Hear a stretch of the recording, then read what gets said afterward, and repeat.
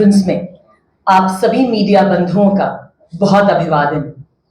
जम्मू कश्मीर के उधमपुर और जम्मू संसदीय क्षेत्र के मतदाताओं ने बहुत ही सत्य निष्ठा के साथ मतदान प्रक्रिया में भाग लिया, परंतु दुनिया के सबसे बड़े लोकतंत्र का निर्वाचन आयोग क्या अपना संवैधानिक फर्ज जम्मू क्षेत्र में निभा पाया? इन्हीं बातों पर मैं कुछ तथ्य आपके समक्ष रखूंगी और आपको वास्तु स्थिति से अवगत कराऊंगी। बीजेपी के महान नेतागण श्री जुगल किशोर, डॉक्टर निर्मल सिंह, मिसेस ममता सिंह, श्री कविंदर गुप्ता, ये सभी promoters, directors, shareholders, guarantors बने Himgiri infrastructure development private limited company में। इस कंपनी का हेड ऑफिस नरवाल जम्मू में है, इसका साइट ऑफिस सरोल चंबा में है। गवर्नमेंट ऑफ हिमाचल प्रदेश ने 3 मेगावाट का hydro project electric power plant इनको अलॉट किया एट साहू चंबा। इस कंपनी ने अप्रोच किया जेके बैंक के ब्रांच लिंक रोड को, क्योंकि इनको कुछ पैसा चाहिए था। इनका सारा लोन सैंक्शन हुआ। 2012, 15 और 16 में 3 टर्म लोन जो है डिसबर्स किया गया, परंतु सबसे विडंबना की बात यह है कि ये कंपनी अपना प्लांट जो है पावर प्रोजेक्ट ये पूरा नहीं कर पाई, समय सारणी का ये पालन नहीं कर पाई। डिस्पाइट ऑफ वन टाइम एमएनएसटी इनको रिलैक्सेशन दिया गया, फिर भी ये 31 मई 2022 तक अपना प्रोजेक्ट कंप्लीट नहीं कर पाए। Many RTIs were filed. ये जितनी भी डिटेल्स मैंने आज आपको दी हैं, ये सारी विभिन्न आरटीआईज के थ्रू जो है फाइल की गई है और ये सारी इंफॉर्मेशन ली गई है थ्रू वेरियस आरटीआईज। इन आरटीआईज का श्रेय जाता है एक बहुत ही विशिष्ट और वरिष्ठ वकील को, मिस्टर शेख शकील अहमद। 9 जून 2022, 8 अगस्त 2022, 18 अक्टूबर 2022 इन डेट्स पे आरटीआईज फाइल हुई। इन सभी आरटीआईज के जो रिप्लाई हैं ये आए 27 जून, 1 जुलाई और 21 नवंबर को। ये आरटीआई फाइल की गई हिम ऊर्जा में, Himachal Pradesh energy development agency. Company अपना प्रोजेक्ट सेटअप नहीं कर पाई और इस कंपनी का जो अकाउंट था वो नॉन परफॉर्मिंग एसेट्स एनपीए जो है ये डिक्लेयर किया गया। करोड़ों रुपए जो है साइफन ऑफ किए गए, करोड़ों रुपए जो है मिस अप्रोप्रिएट किए गए और आज तक जेके बैंक ने कोई भी कार्रवाई नहीं की कि आफ्टर ऑल 30-31 करोड़ का ये अमाउंट जो है आफ्टर ऑल कहां गया। JK bank officials did not take any action. अब वन टाइम सेटलमेंट की कोशिश की जा रही है और सुनने में आया है कि ये वन टाइम सेटलमेंट जो है तकरीबन 15 करोड़ की है।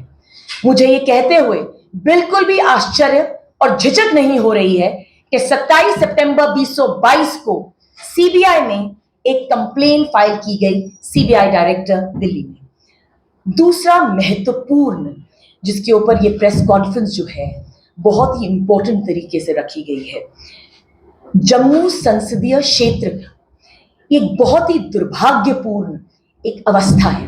क्या है ये प्रवृत्ति? पहला, 4 अप्रैल 2024 को कंप्लेनेंट श्री शेख शकील अहमद जी ने returning officer 5 Jammu parliamentary constituency को एक कंप्लेन लिखी। This complain was regarding discrepancies, variation, false information और कुछ कंसीलमेंट ऑफ फैक्ट्स जो है जुगल किशोर जी के नॉमिनेशन फॉर्म 30 मार्च 2024 के नॉमिनेशन फॉर्म में पाई गई। श्री जुगल किशोर जी ने जब अपना नॉमिनेशन फॉर्म सबमिट किया तो उसी के ऊपर एक कंप्लेन जो है एडवोकेट शेख शकील अहमद ने दायर की। इन रिटर्निंग ऑफिसर जी को कहा गया था कि आप डिस्क्रिपेंसीज को वेरीफाई करें और जल्द से जल्द एक्शन लें, परंतु कुछ भी नहीं किया गया। कौन सी डिस्क्रिपेंसी थी? मैं आपके सामने 2 फॉर्म्स पेश करूंगा। ये जुगल किशोर जी का 2024 का नॉमिनेशन फॉर्म है और ये जुगल किशोर जी का 2019 का नॉमिनेशन फॉर्म है। इस फॉर्म को बहुत ही गंभीरता के साथ पढ़ा गया है। 30 मार्च 2024 का जो फॉर्म है इसका पेज नंबर 20 कॉलम नंबर 9 बहुत ही गंभीर जो है इंफॉर्मेशन देता है। जुगल किशोर जी इसमें लिखते हैं लाइबिलिटीज में loans from banks, financial institutions and others. इस कॉलम में ये मेंशन करते हैं कि कितना पैसा जो है इस हिमगिरी कंपनी ने जो है उठाया। ये लिखते हैं कि 20,42,956 रुपीज 0.81 पैसे जो है इनकी लाइबिलिटी है लोन फ्रॉम दी बैंक। इसी तरह से इनकी वाइफ और इनकी डॉटर का भी स्टेटमेंट दिया गया है। अब आते हैं फॉर्म नंबर 23 मार्च 2019 का फॉर्म। अगर हम 23 मार्च 2019 का फॉर्म देखें, इसका पेज नंबर 22 कॉलम नंबर 9, इसमें भी लाइबिलिटीज का एक सेक्शन है। इस लाइबिलिटीज में जुगल किशोर जी मेंशन करते हैं that the total liability is 34,53,14,232 rupees. माननीय रिटर्निंग ऑफिसर से कहा गया था कि इस वेरिएशन कंसीलमेंट पे आप गौर फरमाएं कि 2019 में ये 34 करोड़ था और 2024 में ये लाइबिलिटी 20 लाख हो गई। जुगल किशोर जी ने अगर अपनी लाइबिलिटी लिक्विडेट कर दी थी तो ये लोगों को बताएं, आप लोगों के माध्यम से स्पेसिफाई किया कि ये लाइबिलिटी इन्होंने कैसे लिक्विडेट करी। ऐसा कोई भी स्टेटमेंट नहीं दिया गया।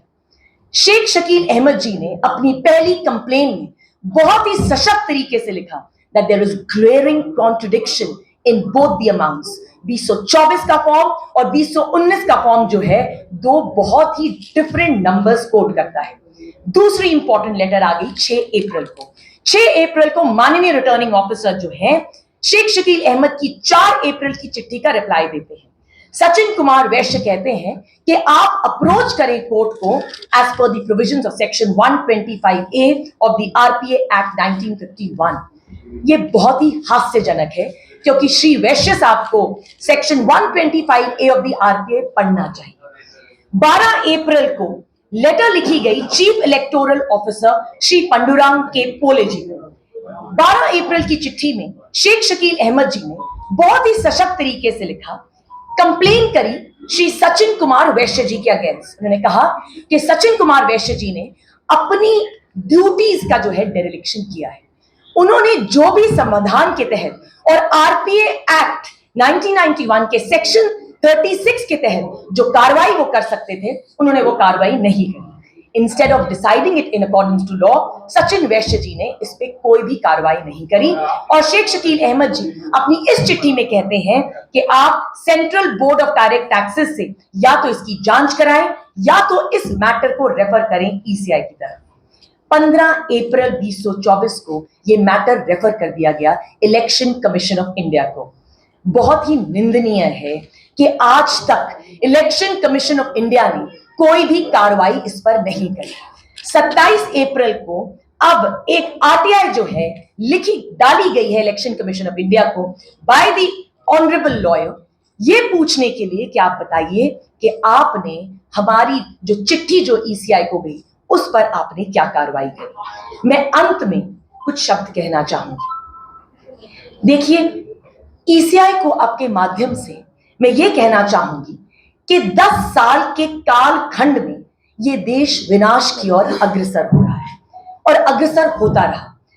आपके निधन पर शोक दिल्ली यूनिवर्सिटी के छात्रों ने भी मनाया। पहले चंडीगढ़ मेयर इलेक्शन, फिर सूरत, फिर बांसवाड़ा का सांप्रदायिक वक्तव्य, अब इंदौर। श्री जुगल किशोर जी ने अपना रिपोर्ट कार्ड बहुत ही खूबसूरती से आपके समक्ष रख दिया है। अब ये इलेक्शन कमीशन ऑफ इंडिया की ड्यूटी है कि जल्द से जल्द वो श्री जुगल किशोर जी के झूठ पर कार्रवाई करें। Don't abdicate from your constitutional duty माननीय इलेक्शन कमीशन ऑफ इंडिया, वरना काबे किस मुंह से जाओगे गालिब, ये बताना बहुत ही मुश्किल हो जाएगा। जय हिंद, धन्यवाद।